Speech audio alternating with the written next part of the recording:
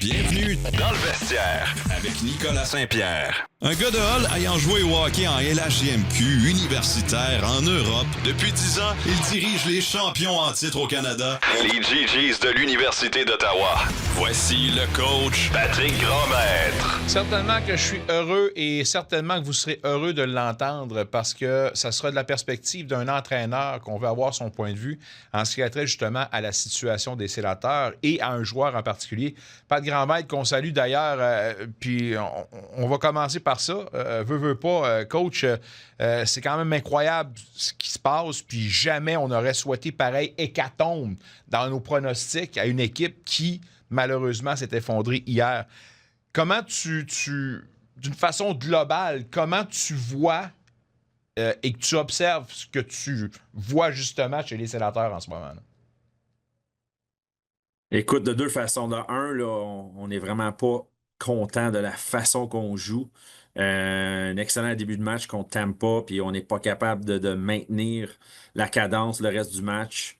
Ensuite, on va sûrement parler de l'histoire de M. Hallmark. Puis après ça, on revient à la charge dans une journée de match où toutes nos équipes qu'on se bat contre pour faire les séries, tout le monde joue la même soirée. On joue contre une équipe de la Floride qui est plusieurs blessés qui ne jouent pas, puis on se présente, on se donne même pas une chance de gagner. Je pense que c'est ça le plus difficile à avaler là-dedans.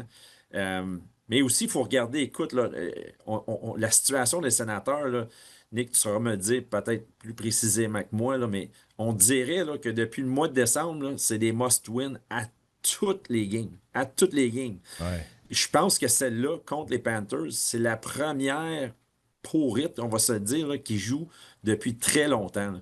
Ils en ont joué une ordinaire contre Pittsburgh à la maison, et puis Hallmark les a tenus, gagnés. Mais en tant qu'équipe, là, gardien, défenseur, attaquant, unités spéciaux, c'est la première depuis longtemps. Là, ils ont été bénis un peu. Là. Tout le monde a perdu qu'on voulait qu'ils perdent, donc on n'est pas mort. Fait que, tu sais, si tu apprends beaucoup dans la défaite, tu vas te faire shaker après cette performance-là. On sait qu'on peut plus en faire d'autres de même cette année. Fait que c'est le même que je vois ça. C'était une opportunité manquée, mais on a survécu parce que les autres aussi ont perdu. Puis c'est un bon wake-up call, comme on appelle, mais et qu'on a hâte que Jake Sanderson arrive. Oui, j'espère qu'il arrive au galop, puis j'espère qu'il sera prêt pour demain, parce que demain, ça sera loin d'être une partie de plaisir. Potentiellement, là, le meilleur club de l'Est qui s'amène avec ses gros sabots. Puis, doit-on rappeler que même dans les creux de vague pour les Sabres, ont toujours un malin plaisir dans les 2-3 dernières années à faire mal paraître les sénateurs. Alors, rien pour rassurer. Mais ça, c'est pour demain, parce que là, évidemment, si on remonte à samedi, si on remonte à hier, tes pensées pour Hallmark, ça s'arrête à quoi? Écoute, tu sais, Nick, tu me connais. Pour moi, la santé mentale, c'est quelque chose de très important Oui. dans ma vie, puis que ça l'a affecté ma famille, la grande famille des grands-maîtres, avec la situation que mon frère a passé à travers et notre famille. Mais je ne sais pas si c'est là que c'est avec M. Hallmark.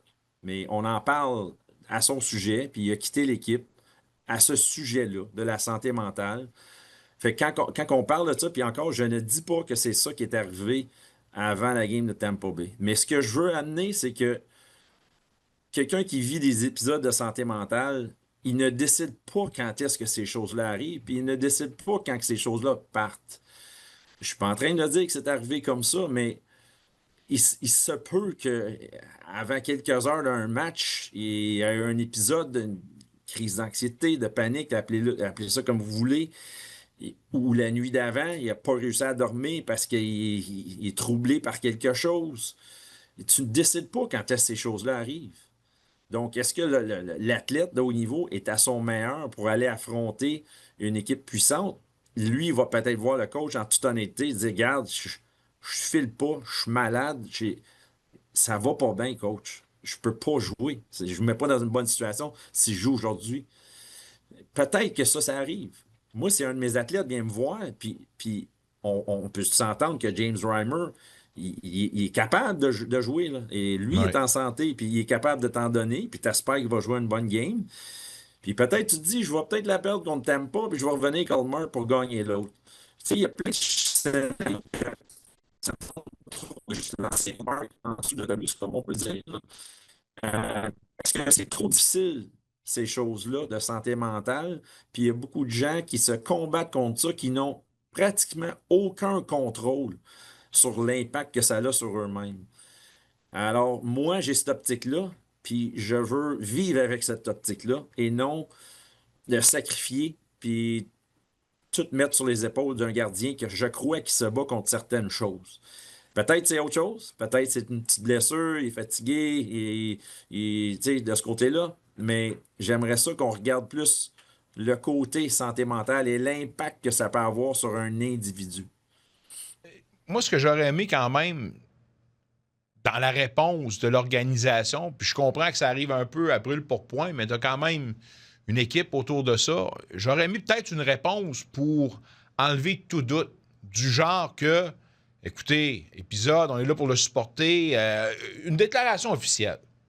Puis ça se fait rapidement, puis ça se fait aussi d'une façon récurrente. Or, c'est pas ça que j'ai senti, loin de là, pour expliquer justement son absence samedi. Le coach n'en a pas fait grand-chose pour le défendre. Est-ce que, justement, tu penses qu'on a bien géré cette situation-là? Puis, est-ce que vraiment... comment on pourrait, justement, lire de ce qu'a dit ou ce que n'a pas dit le coach dans cette situation-là? Puis la réaction derrière le banc quand il l'a retiré hier, ça en dit encore long sur la réaction. Tant qu'à moi, en tout cas. 100%. OK? Je suis entièrement d'accord avec toi, Nick.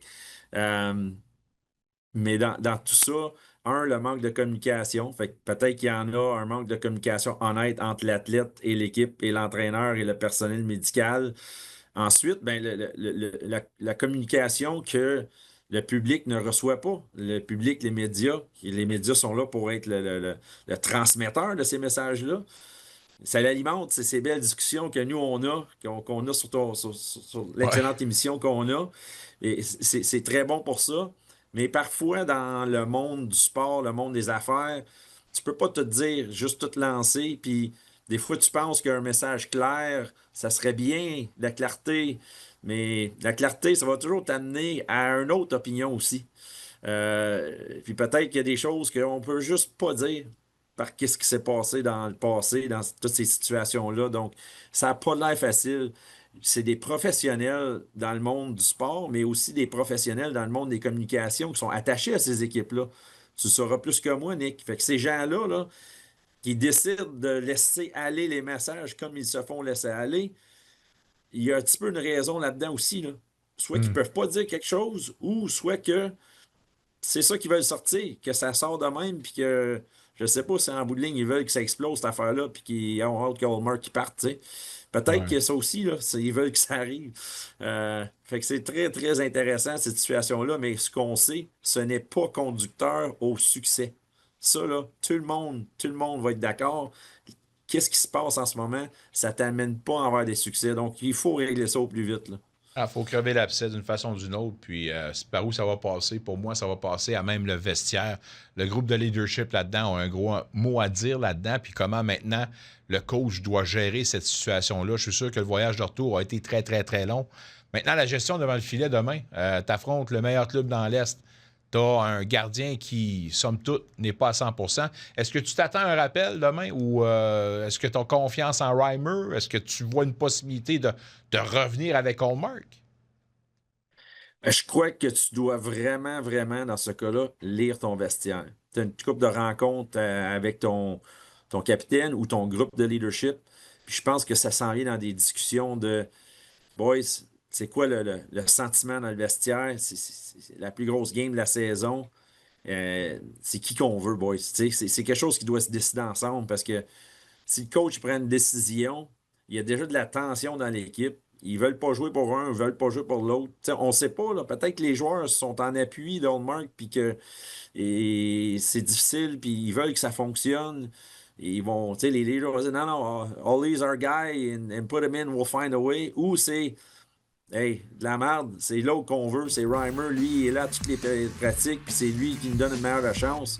Moi, j'irais avec le gars qui donne le meilleur feeling à tes leaders, à tes guerriers, puis il faut trouver une façon de les rallier, là, tu sais.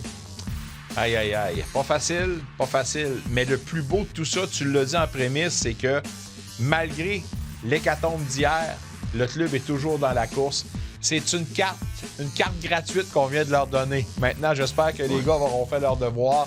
Gros défi demain contre les Sabres. Coach, sérieusement, là, j'ai vraiment aimé cette discussion-là, puis la perspective que tu as amenée, vraiment une perspective différente de ce qu'on a entendu là, depuis des lustres. Alors, merci à toi. Un retour sportif 100% local dans le vestiaire avec Nicolas Saint-Pierre.